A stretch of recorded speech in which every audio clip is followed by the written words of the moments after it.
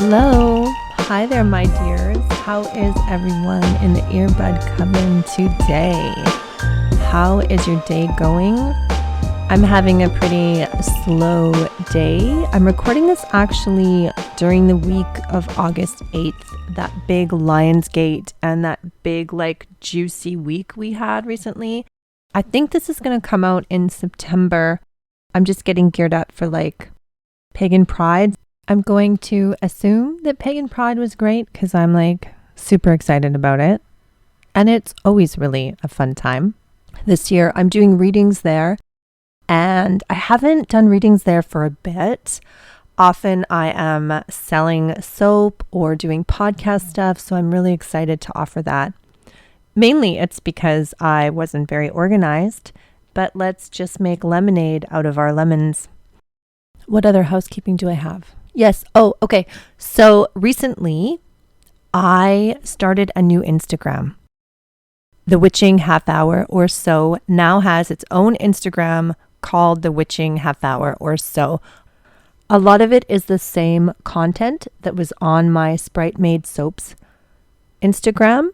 I just want to have a nice congruent place for you guys to Google. That way you're not searching up 2 or 3 different things. So the TikTok, the Instagram, the YouTube page are all the same. The Witching Half Hour or So. That way you can Google and you can find us. The Patreon is the same name as well. You can join the Earbud Coven and we can get together and build community. Okay? Great. Last piece of housekeeping. I do have an offering right now that I'm doing, and it actually ties into this week's topic. Our topic this week is all about ritual. I just want to talk to you guys about what's been going on and ritual and how I got to where I am with the rituals I do daily. It's about daily practice, really looking at witchcraft and our spirituality, kind of like the way we look at a yoga practice, right? We need a daily practice of these things. We can do the big Sabbats, or we can make our spirituality a part of our daily life. And it doesn't have to be big things, right? That's my whole thing, is we want sustainable practices. If we create a framework that is unattainable, it doesn't really help us. Then we just feel like garbage when we don't do it. And that isn't how we manifest. Having a framework is how I have gotten through the hardest times of my life. And I'm going to share about that stuff today. And I'm going to share about the offering I have, which is you're invited to do new moon manifestations with me. Every new moon and every full moon, I do personal work for myself. I look at what's happening in the cosmos, what moon we're in, what that moon represents, different aspects of astrology, and I weave that into the spell work I do. Using the astrology is a new thing for me because I'm learning more about my astrology. Previously, I just did new moon and full moon ceremonies just based on what I needed. Anyway, what I'm offering to you guys is by donation, anything you want. Doesn't matter to me. You choose the donation. Sign up for the ritual and I will include you in it. I'm going to be doing the ritual at my home at night. I'm probably going to post photos of the altar. You don't have to sign in. You don't have to make time in your life. I'm going to do this work, same as distance healing. I'll make the time for it. If you want to set aside time in your own schedule to recognize the new moon and to be in a place of receiving, that's awesome, but you don't have to. It's distance healing work done for you on your behalf by me. So I'd love to do that. Information is on the webpage. You can sign up there. The next moon that will be happening after this goes live, let me check because I'm recording it when the new moon's going to be in Leo, but I think when you hear it, the new moon's going to be somewhere else. So hang on.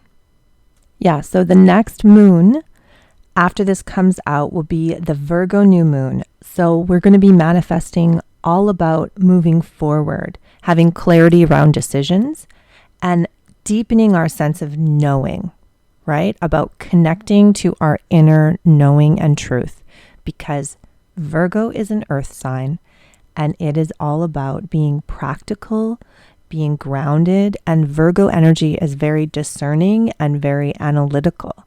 So we want to use that Virgo energy to manifest things that correspond to it in our life. You don't have to work with the planets, but they're already doing this amazing stuff for us. So it's beautiful to add to what's already in the cosmos. Does that make sense? Like, it's like bringing fruit to an already beautiful cake that someone else has made for you versus making a whole cake from scratch and then adding fruit to it. Hit the easy button. It's okay. It doesn't have to be hard. The energies are there for us to work with. I started doing these tiny practices during one of the darkest times of my life. This was a few years ago. For those of you who don't know, I had a really great spiritual practice, and during my divorce, I had to walk away from pretty much all of the things I was doing that really fed my soul, because I had to expand my muggle job so I could support my children. I had a lot going on in the court systems and freeing myself from the relationship I was in. And it was a lot. It was what I call the Phoenix fire, and it was all consuming.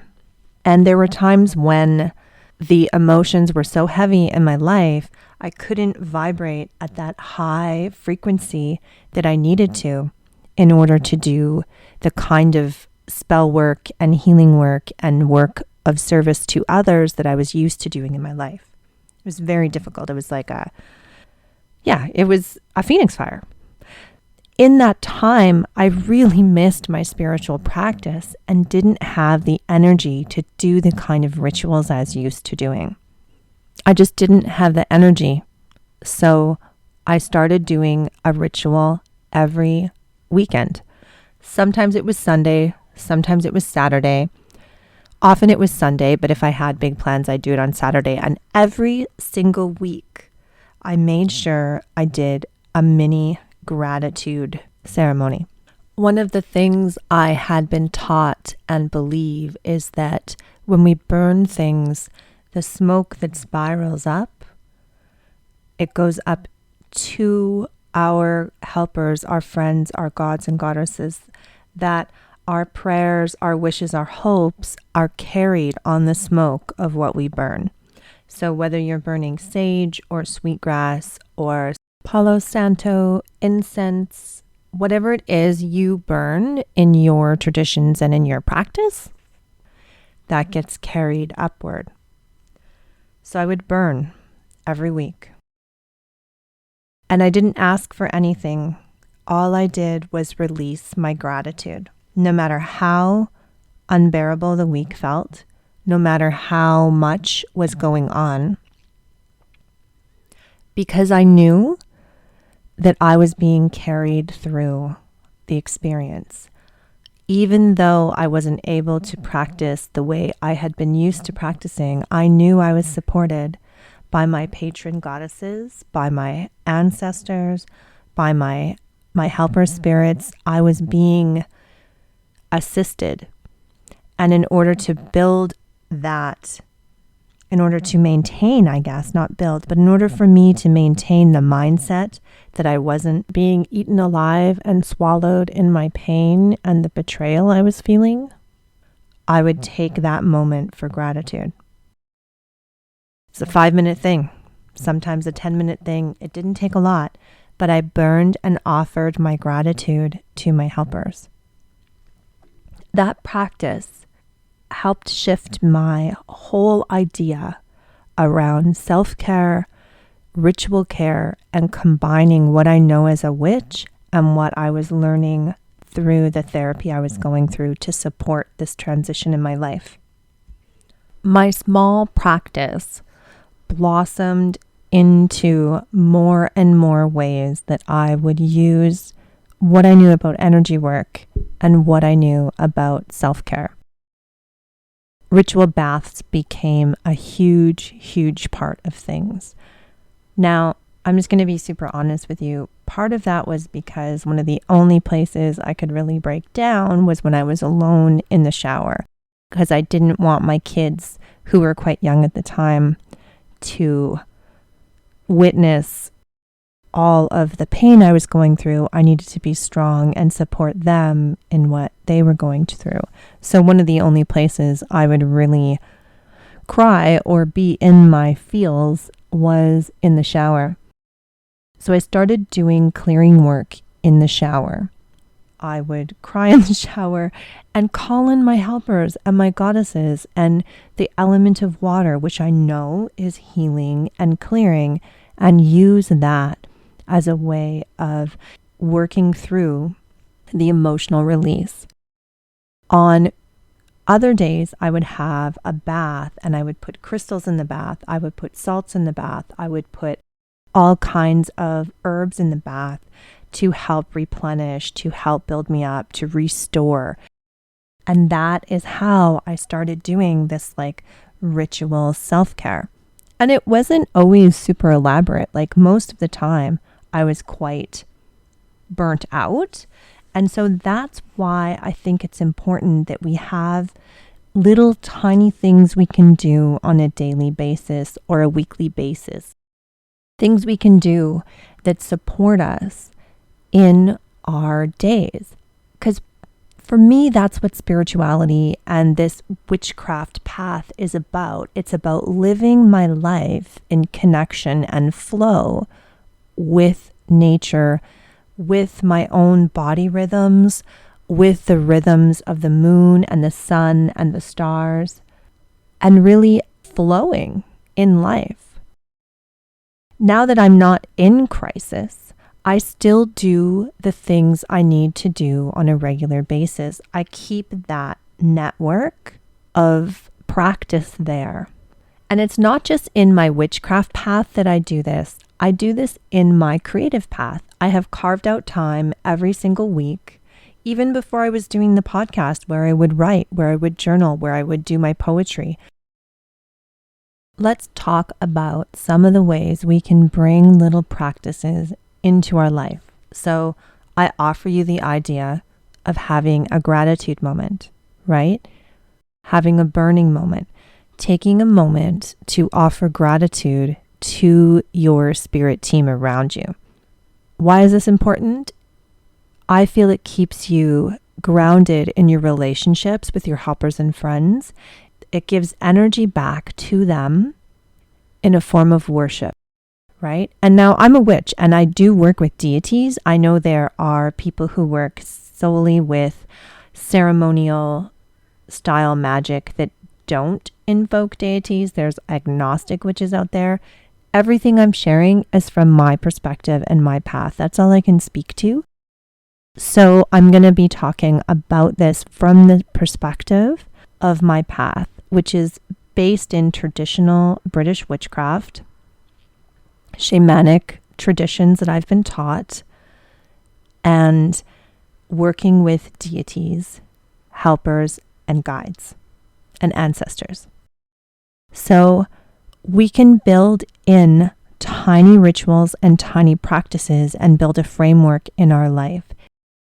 Can you set aside time every week for gratitude and relationship building with your spirit helpers? Maybe it's going to look different than my ritual. Like I enjoy burning. I really enjoy incense. I enjoy that aspect of the ceremony. Maybe you're a journaler. Maybe you need to write out your gratitude after calling in your helpers and friends. And there's a difference there. Like there's a lot of stuff in contemporary self-care and thought work and therapy work and cognitive behavior stuff about using a gratitude journal and using writing. And it's beautiful. What I'm saying is take that and add your spirituality to it. Do a grounding moment. Ground into your roots and connect with Gaia and connect with source energy before you do your journaling. It amps up all of these different ways we have to take care of ourselves. We can infuse water with energy. We can do a ritual around drinking a cup of water or a tea that is infused with the idea of love. How do you do that, you ask? Well, my loves, you would take a rose quartz crystal, because rose quartz is that love crystal. It's pink, it's quartz, so it's easy to work with. It's safe in water, and you could put it in a cup of water. You could do this under a new moon. You could do it under a full moon. You could just do it on a random Wednesday, right? Any day you can do this. You put your rose quartz in there. You let it zhuzh in the water, right? And then you could take that water, you could put it in your smoothie with all of the beautiful greens and protein powders and things that you take every day to support your life and support your body and support your cells. You're adding that energetic self-love with intention to your smoothie. You can even choose fruits and vegetables in your smoothie that correspond to, say, your heart chakra. So spinach or spirulina, or I don't know, your simple greens powder that you buy, because I'm lazy and that's what I use. You can put in, say, strawberries or raspberries or something that is bright red like your root chakra, and you can use that energy. And then when you're drinking it, like, get grounded. Think about your root chakra if that's what you're working with, or think about your heart chakra if that's what you're working with, and like drink in that self-love. Drink it in, feel it in your body. Tune in to the energy of things. This energy is around us everywhere, all the time. And we can tap into it. We are very, very powerful beings. And these things are at our disposal to use. So you can infuse your morning routine with self-love and self-care. Another fun ritual we can use is, I know a lot of us, we like to pull cards, right? We know we all love our tarot and our oracle cards, right? Often we pull them and we're looking for guidance, or we pull a daily card or a weekly card, and then we look at it. Maybe we take it the step to journal, but we often just shuffle it back in. You can take that card and you can put it in your bathroom where you do your morning routine, and you can take a minute every day to just reflect on that card, to look at that card, to reinstill the message that you got from your guides when you pulled that card. You can put it on your altar. There's even times that I will go through my tarot deck when I'm struggling or when I want to manifest, and I look for a card that represents what I want to manifest, and I will pull it out on a new moon and I will put it on my altar for the whole time until that moon grows from a dark moon all the way into a full moon. So it's 2 weeks. And I will look at it every single day. And every single day that I see it, it reminds my little human mind that I'm working towards something, that I'm spiritually moving through something, that there's purpose to what I'm feeling and what I'm going through and I'm manifesting. And it helps remind me when I see that, it helps remind me when I'm going through my day, because that's how I start it, right? I start the day by looking at my altar, taking 2 deep breaths, looking at that card and going, yes, I'm stepping into my empowerment as the Empress card, and I am going into my world as a sovereign goddess today. And yes, guys, this is like stuff I've really done. It really is. Like I'm sharing with you today some of the things that have gotten me to where I am today.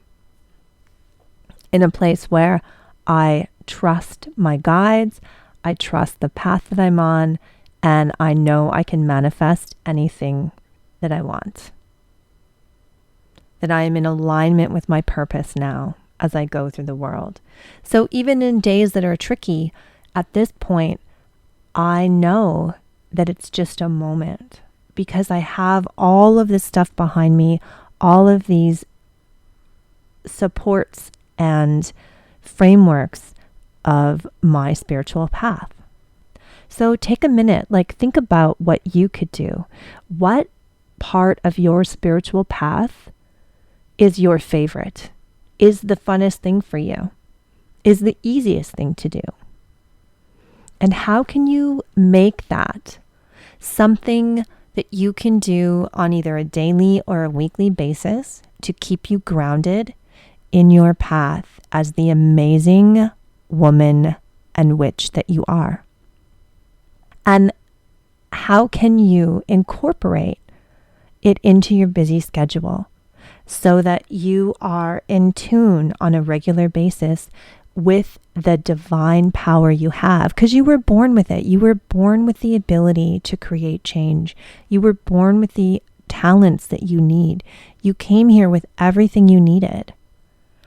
A lot of times we forget. A lot of times we pick up other coping mechanisms that aren't in alignment with our highest self, that aren't in alignment with our truth, because we're human. Yeah. I think I'm going to leave you with one last practice. And part of the reason I decided to do this topic today, I had a bit of an extra week this week. It was a big feels week. I had some stuff go on with my health and I was exhausted. And when I get exhausted, my inner child comes out and needs a lot of care. My inner child shows up and pouts, and I've done enough self-work that I know that's what it is, and I respond with nurturing. So into the bath I go, into the shower I go, back to basics for me, back to the rituals of water and letting go. And I did not have the kind of energy that I was going to grab a paddleboard and go for a paddle and do some work on an actual body of water. I didn't even want to leave my house.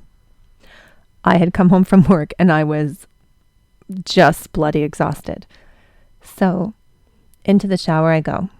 Not even enough energy to run a tub, right? I did the weepiness that I do, really felt the feels and let the water cascade down, knowing it connects to the oceans, knowing that the water, just like when we did our episode on water, all water is sacred water, right? All dirt is sacred Gaia. We learned that in our elements series. The elements are all around us, ready for us to move them and use them and manipulate them. So, feeling the feels. And then I knew that I had to switch from a place of release, because I was letting go, into a place of re-empowerment. And I got the divine wisdom from my goddesses to add in the earth element. I have bath salt. And now I couldn't soak in the tub because I was in a shower. So I used the Epsom salts I had and just scrubbed my body with them. And each piece I went through, I did compassion and mantra work and gratitude work. So as I washed my arms and scrubbed the salt into my arms, I thanked them for the work they did for me that day, for all the tasks they completed. As an exhausted body, it did what I asked it. When I got to my heart chakra, I filled myself with gratitude. I rubbed the salt into my heart chakra space and I thanked it for feeling for being open, for letting go, for not stopping the feels from coming and being brave enough to feel into them. When I got to my stomach area, which is where I had been ill, was in my abdomen, I thanked it for speaking up, even though it was making me sick, even though that's what was making my day a hard day. I gave gratitude to that place inside of me because it's speaking to me. My body, my physical body is trying to show me something. So compassion and love to that part of my body. And then down into my legs, I thank them for being strong, for being able to walk me through my day, no matter how tired they were. I had no sleep. I had zero sleep. I was up all night and I had to work at my muggle job because I had to. Having a sick day wasn't an option that day. I needed to go into work. So I thanked my legs for carrying me through the day, as hard as it was. Ritual self-care works. Being in that moment energetically as my witchy, powerful self, acknowledging that what is happening on a mundane level has an echo through our spiritual level and through the cosmos on our higher level, shifted the rest of my night. When my shower was done, I put on some comfies. I made myself some food. I curled up on the sofa and I felt like a human being again instead of like a pile of yuck. So, build a framework. I offer all these things I do to you so you can use them because I want us all to grow and evolve together. We're in this coven together, little earbud loves. We are here growing, experiencing, and being, reclaiming our power and growing together. So thank you so much for joining me today in this episode of Daily Practices. I welcome your comments. Drop me a line. Let me know what are some of the things you do. How are you working through your stuff? What is your go-to practice? I'd love to hear from you. You can find me on Instagram at the new Instagram, which is The Witching Half Hour or So. I have a webpage you can check out, www.jodiannepsychicmedium.com. I'm on TikTok as The Witching Half Hour or So, and I have a YouTube channel, Witching Half Hour or So. I think it's Tarot Talks at The Witching Half Hour or So. I'm offering up weekly readings again. I'm doing card pulls on Tarot Tuesday. Those are on the YouTube and on the TikTok. Like, subscribe, follow, drop me a line, and I will see you all very soon. I hope the rest of your day is absolutely lovely. Bye, my dear.